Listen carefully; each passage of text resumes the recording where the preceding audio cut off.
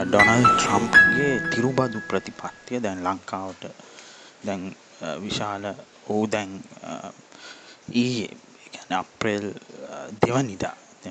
දෙවනිදා ඔහු තිරු බදු ක්‍රමයක් හෝ හඳුන්වලා දුන්නා. තිරු බදු ටිකක් පැනෙව්වා රටවල් කිහිපයකම.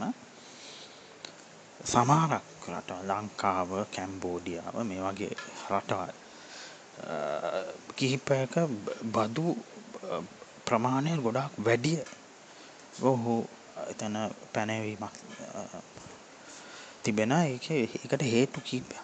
ඔහු එකක් තමයි මේකට කියන්නේ වැඩිපුරම ඉංග්‍රීසියෙන් කියන්නේ රෙසිප්‍රෝකල් ටැරිෆ් කියන එක. එතකොට මේ රෙසිප්‍රෝකල් ටැරිෆ් එක කියන්නේ වැඩිපුරම බදු පනවන රටවල්. දැන් ඇමරිකාවට වැඩිපුරම බදු පනවන රටවල් දිහා බලද්දී දැන් ලංකාව මෙතනින් ඒ කියන්නේ ඇමරිකාවෙන් ආනයනය කරන භාණ්ඩ වලට 88%ක බද්දක් අය කරන. ඒතකොට ඒකෙන් 50%ක වගේ අඩු වීමකින් තමයි දැන් අපි 100ක් බඩු පැනවුවා නම් ඇමරිකාවෙන් අපේ භාණ්ඩ වලට 50%ක බඩු පැනවීමක් කරනවා. ඒතකොට ඒ වගේ න්‍යායක් උඩ මේ ඩොනල්ඩ් ට්‍රම්ප් කියන්නේ ඔහු බදු පැනවීමක් කර තිබෙනවා. ඒ කියන්නේ අපි 88ක් නිසා ඔහු 44ක් හැබැයි බේස් ටැක්ස් එකක් තියෙන 10%ක් කියන හැම රටකම අඩු කරේ නැත්තම් හරි 10%ක් ඕකට පැනෙනවා. එතකොට පැනවෙනවා. එතකොට ඒ 140ට අමතරව 10%ක් එකතු වෙනවා. එතකොට 54ක් වටපත් වෙනවා. ඒ කියන්නේ උඹලා අපිට වැඩිපුර අපිට බඩු පැනෙවුවා නම් අපි පෙරලා බඩු පැනවීමක් කරනවා. උඹලා 50%ක් අපේ භාණ්ඩ වලට බඩු පනවනවා නම් අපි ඔබලාගේ භාණ්ඩ වලට ඒකෙන් භාගයක් හරි බඩු පැනවීමක් කරනවා. මේක සාධාරණද? දැන් ඔහු ඩොනල්ඩ් ට්‍රම්ප් කියන්නේ බොහොම මෝඩ උද්දච්ච පුද්ගලයෙක්. ඌට න්‍යායයන් ප්‍රායෝගික අදහස් නැති බොහොම න්‍යායවාදී බොහොම අඥාන පුද්ගලයෙක්. ඌට හරි බුද්ධියක් නැති කෙනෙක්. ඒකට මේ පුද්ගලයාට ඡන්ද දීලා තියෙන්නේ මේ හරකට. සාමාන්‍ය ඇමරිකාවේ බොහෝ අය මේ රිපබ්ලිකන් පක්ෂය ප්‍රධාන වශයෙන් රිපබ්ලිකන් පක්ෂය කොන්සර්වටිව් අදහස් එහෙම නැත්නම් ඔය කියන ගතානුගතික දේශපාලන සමාජීය කාරණයන් වලින් මේ පක්ෂයෙන් තමයි මේ ඇවිත් ඉන්නේ ජනාධිපති වෙලා. ඌ මේ පනවන මේ බද්දෙන් ශ්‍රී ලංකාවට මොකක්ද වෙන්නේ බලපෑම විශේෂයෙන් බලපෑම එල්ල වෙනවා ඇඟලුම් කර්මාන්ත. දැන් අපේ ඇඟලුම් ශේෂ්ත්‍රය විශාල වශයෙන් අපි නිෂ්පාදනය කරන ඇඳුම් මොන යට ඇඳුම් හෝ වේවා වෙන ඇඳුම් ආයිත්තම් මේ සියල්ලක්ම අපි ඇමරිකාවට අපනයනය කරනවා. ඒකට තේ සානිත් විදුලි නිෂ්පාදන පොඩි නිෂ්පාදන ඉලෙක්ට්‍රොනික නිෂ්පාදන මේ වගේ දේවල් වලට විශාල පහරක් එල්ල වෙන්න පුළුවන් ඇමරිකාවේ මේ පැනවීම. අපි ඒතකොට මේ ප්‍රශ්නේදී අපි ප්‍රායෝගිකව උත්තරයක් හොයන්න ඕනේ. අපි දැන් හොම්බෙන් වැටිලා ඉන්නේ. මේ එකක් තමයි අපිට කරන්න තියෙන්නේ ඇමරිකාවත් එක්ක සාකච්ඡා මාර්ගයෙන් අපි කියන්න පුළුවන් අපි 80ක් ඔබලාගේ භාණ්ඩ වලට අපි බඩු පනවනවා. ඒ නිසා අපි අඩු කරන අපේ ඒ බඩු පැනවීම අඩු කරන්න අපි විශාල ආර්ථික ප්‍රශ්න වලට දැන් මුහුණ දෙමින් ඉන්න රටක්. ඒ නිසා මේක කරුණා කරලා අඩු කරන්න කියන ආයාචනයක් ගන්න පුළුවන්. යම් සාකච්ඡාමය මට්ටමකින් මේක විසඳන්න පුළුවන්.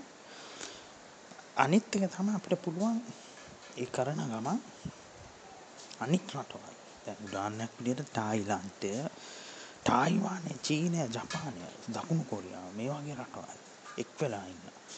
ඒ කියන්නේ ඓතිහාසිකගත හතුරන් විදිහට සලකන ජපානය චීන ඉතිහාසයෙන් දැක්කන මේ රටවල් විශාල ඔවුන් ජපානය චීනය ඔවුන්ගේ යටට ඉන්න ඇති විශාල මානවිකම් උල්ලංඝනය කිරීම වලට භාජනය කරපු රටක්. ඒතකොට එහෙම තිබියදී මෙවැනි අභියෝගයක් තරුණ ආර්ථික අභියෝගයක් එල්ල වෙද්දී ඇමරිකාවෙන් ට්‍රම්ප් වගේ උද්දච්ච මෝඩ මරිමෝඩ පුද්ගලයෙක් ඔවුන් එක් වෙලා තිබෙනවා. ඒතකොට අපිටත් පුළුවන් එවැනි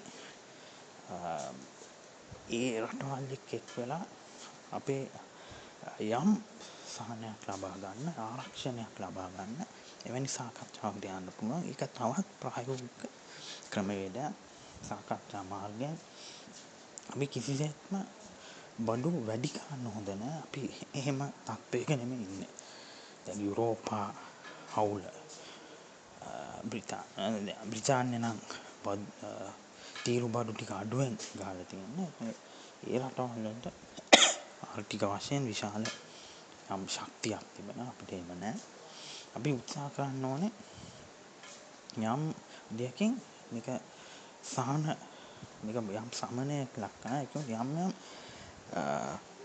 ශේෂ්ඨයන් වලට මේක විශාල බලපෑම් ලබන්න පුළුවන්. විශේෂයෙන් ඇඟලුම් කර්මාන්තය තේ වගේ අපි තේ අපනයනය කරන ඇමරිකාවට ඉලෙක්ට්‍රොනික භාණ්ඩ රබර් තවත් බොහෝ දේවල්. ඒ කර්මාන්ත වලට විශාල බලපෑමක් එල්ල වෙන්න පුළුවන්. අපිට පුළුවන් මේ අතරවාරේ අනිත් වෙළඳ පොළ වල එක්ක යම් ගනුදෙනුවක් කරන්න අපි අපනයන උදාහරණයක් විදිහට ගන්න පුළුවන්. රුසියානු යුක්රේන යුද්ධය ඇති වුණාම අපි තිරිඟු පිටි අපනයනය කරන්න අපි ආනයනය කරා තමයි ආනයනය කරන්ති යුක්‍රේනය යුද්ධය නිසා අපිට ඒක විශාල ප්‍රශ්නයක් වුණා. දැන් අපි රොමේනියාවෙන් ආනයනය කරන්න පටන් ගෙන තිබෙනවා. ඉන්දියාව මේ වගේ රටවල්. ඉතින් අපිට පුළුවන් විකල්පයන් වලට යන්න ධනාත්මක හිතන්න පුළුවන්. තව බොහෝ වීඩියෝ මං YouTube හරහා මං සම්බන්ධ කරගෙන YouTube තවත් channel upload කරන්න මං හිතාගෙන ඉන්නේ. subscribe කරන්න, like කරන්න, share කරන්න.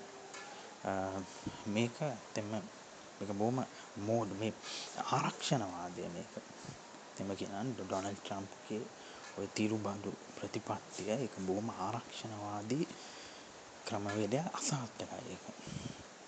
මෙවැනි ආරක්ෂණවාද ලංකාවේ ක්‍රියාත්මක වුණා ගෝඨාභය රාජපක්ෂ ඊට කලින් එවැනි ආරක්ෂණවාදී ක්‍රමවේදයන් ආර්ථික පිළිවෙත් අසාර්ථක තත්ත්වයටපත් වුණේ. ඒවා සාර්ථක වුණේ නැහැ. ඔහු උත්සාහ කරන්නේ ඉතිහාසයෙන් අවුරුදු 100කට කලින් ඇමරිකාව දියුණු වුණේ ඔය කියන ආරක්ෂණවාදී තීරුබඩු ප්‍රතිපත්ති නිසා. ඒක සම්පූර්ණ අසත්‍යයක්. ඒ තිබ්බ කාලයයි දැන් කාලයයි දුරක් වෙනස්. දැන් එවැනි ආරක්ෂණවාදී ක්‍රමවේදයන් වලින් කිසිම සාර්ථකත්වයක් ශාස්ත්‍රීයත්වයක් ලබා ගන්න බෑ ආර්ථික වශයෙන්.